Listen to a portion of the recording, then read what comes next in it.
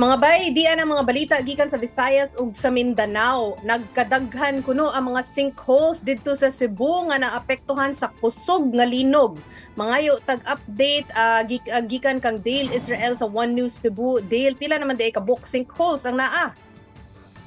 Chiki, mayong udto kanimo diha anita karon sa PAA 7 para sa usa ka press briefing. Unya miabot na kuno sa 64 ang tanan nga mga sinkholes nga gikumpirma sa Mines and Geosciences Bureau Region 7 dinhi sa Cebu. 40 ang nakit-an sa San Remigio, 16 sa Bugo City ug 8 sa Daan Bantayan. Sumala ni Josephine Aleta, posibleng madugangan pa ang mga sinkholes tungod sa mga aftershocks sa milabay nga linog. Dugang pa ni Aleta, adunay mga lumulupyo nga gikinahanglang permanenteng mohawa sa mga lugar tungod kay peligro ang gidala sa mga sinkholes. Sa karon labaw 200 ka mga pamilya sa Bugo City ang apil sa gitakdang no-build zone. Ang uban nga mga dapit ilang tukion pa paghuman sa kompletong mapping operation sa MGB-7. Sa laing bahin, gisugyot ni Police Brigadier General Rodrigo Maranan ang paghimo sa Relief Operation Road Network nga gamiton matag panahon nga naay kalamidad. Ipasabot ni Maranan nga ang existing nga dalan padung sa Northern Cebu adunay lang upat ka lane mao nga daling mabara sa trapiko kung adunay mga relief operations. Matod sa Philippine Coast Guard aduna pod 9.2 million tons or 9.2 tons nga relief goods nga padulong sa Cebu gikan sa Maynila. 5 ka barko sa Coast Guard ang nakadeploy na padulong sa Northern Cebu aron maghatod og tabang. Samtang Boytis Group pinaagi sa Visayan Electric mao karon ang nagtabang sa pagbalik sa supply sa kuryente sa norte. Nag-standby pod sila para sa dugang nga mga tabang. Chiki? Yes, maraming salamat or daghang salamat, Dale Israel. Dito tas Mindanao mga bay, mauni giuyog na sab og 5.8 magnitude nga aftershock ang Davao Region ganina, pero ang kamaayo kay hinay-hinay ra man ang intensity 1 ra siya, pero ang makapahilak ninyo mga bay kay naay tulo ka minero gold sa gold mine ba dito sa Pantukan sa Davao de Oro nga nangamatay. Mangayo ta og mga detalye bahin ani gikan kang Bril Montalvo sa News 5 Mindanao. Bril, kumusta man diha? Chiki, tulo na ang kumpirmadong patay diri sa Pantukan, Davao de Oro human sa nahitabong magnitude 7.4 na linog. Diin ang epicenter ni ini anaa sa Manaya, Davao Oriental niadtong Biyernes sa buntag.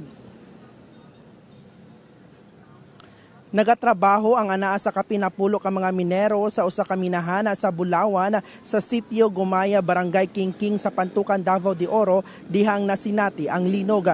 Paspas nga nanggawas ang mga minero sa tunnel apan tulo ang namatay human sila nadatugan og mga dagkong bato gikan sa bukid.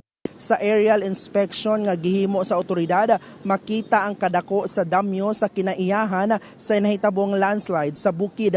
Anaa sa kapin usa ka gatos ka mga residente ang apektado sa linog. Sumala sa Pantukan LGU, illegal matud pa ang maong mining operation sa lugar. Dali sab nga nagmando ang Davao de Oro Provincial Government nga ipaundang ang tanang mining activities sa ilang lugar. Gahapon sa pagbisita ni PBBM sa Davao Oriental aron manghatag og financial assistance sa mga biktima sa linog, lakip ang Davao de Oro nga nakadawat og 15 milyon pesos.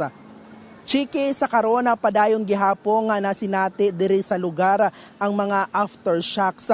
Sa ulahing datos sa Office of Civil Defense 11, anaa na sa 8 ang kumpirmadong patay diri sa Davao Region sa nahitabong linog. Chiki, sa karon sabno kaya nagdeklara na usab og state of calamity ang tibuok probinsya sa Davao Oriental. Mao kana ang uling balita gikan diri sa Mindanao. Balik sa imo, Chiki. Salamat kay Brilha ug amping mo dinha. Excuse sa diha mga bay sa mga naniudto karon kay istoryahan ni natong nag-viral sa Cagayan de Oro nga hugaw nga tubig nga nanggawas sa ilang mga gripo. So kani mga bay kuha ko ni sa usa ka netizen dito sa lungsod sa Kauswagan. Mura kuno og milk tea ang kolor sa tubig og dunay mga particles na apil. Ang ingon sa nagpost sa Cagayan de Oro Water District o COWD kuno gikan ang ilang tubig. Nabalaka sila tungod kay nauna naman good nga nag-outbreak og gastroenteritis sa ilang lugar. Nagpagawas na hinuon sab og pamahayag o statement ang COWD nga nagpahigayon na sila og inspection og water sampling og migawas nga kadtong mga nagpositibo sa bacterial contamination kay mga after the meter sources na o kanang mga storage facilities o in-house system sa mga establishments. Pero ang gikan kuno mismo sa ilang main lines, negative ang resulta.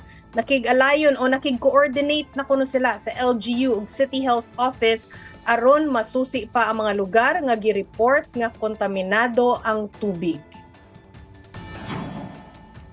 Maura na mga bay, kuyag na sa taugma para sa mga balita sa Visayas ug sa Mindanao. Ako si Chicky Verhel.